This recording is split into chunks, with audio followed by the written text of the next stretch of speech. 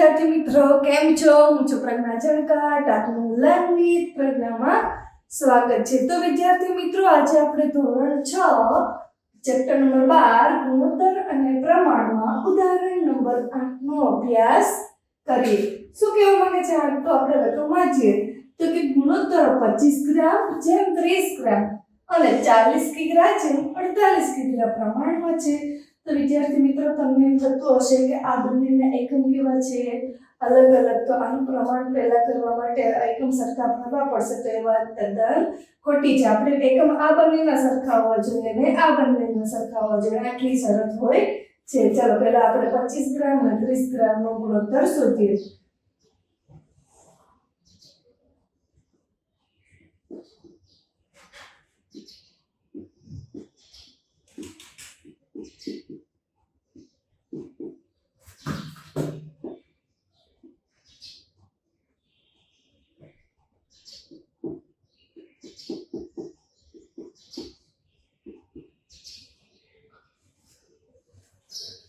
તો શું થાય? અંશમાં કોણ આવશે? 25 પહેલા છે એટલે 25 છેદમાં 30.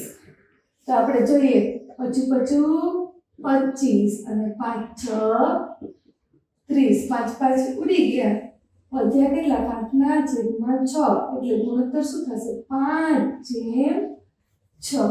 હવે આપણે 40 કિગ્રા અને 48 કિગ્રાનો ગુણોત્તર શોધીએ.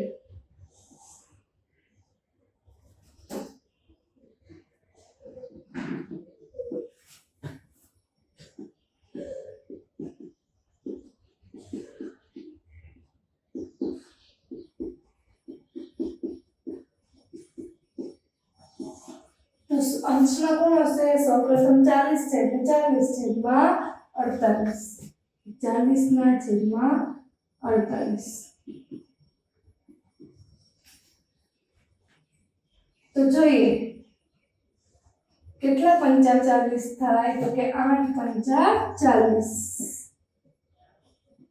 કેટલા 6 48 થાય? તો 8 6 48. 8 8 ઉડી ગયા, વધ્યા કેટલા? 5 ના છેદમાં 6. હવે 5 ના છેદમાં 6 નો છેદ ઉડતો નથી એટલે આપણો ફાઇનલ આન્સર થઈ જાય કે 5/6. તો વિદ્યાર્થી મિત્રો બંનેના ગુણોત્તર કેવા આવે છે? સરખા. જો સરખા ગુણોત્તર આવે તો આપણને તેને શું કહી શકીએ? પ્રમાણમાં છે. તો આપણે એ પણ લખી શકીએ કે